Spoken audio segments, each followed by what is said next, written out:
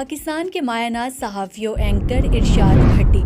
جو آج کل فرانس تشریف لائے ہوئے ہیں، اور محترم سردار ظہور اقبال، علامہ حافظ اقبال اعظم، چودھری نعیم اور دیگر خوش قسمت افراد جنہیں اللہ تعالیٰ نے چند دن پہلے حج مبارک کی سعادت سے نوازا کے اعزاز میں صدر منہاج القرآن انٹرنیشنل فرانس راجہ بابر حسین صاحب کی جانب سے عشائیہ کا اہتمام کیا گیا۔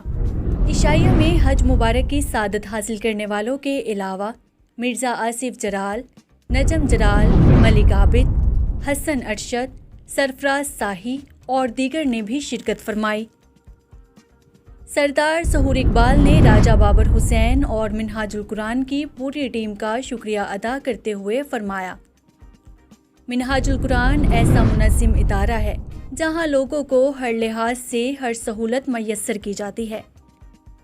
چاہے وہ جسمانی حوالے سے ہو یا روحانی، چاہے وہ بچوں کی تربیت کے حوالے سے ہو یا نوجوانوں کی مثبت مصروفیت یا بزرگوں کی رہنمائی کے حوالے سے۔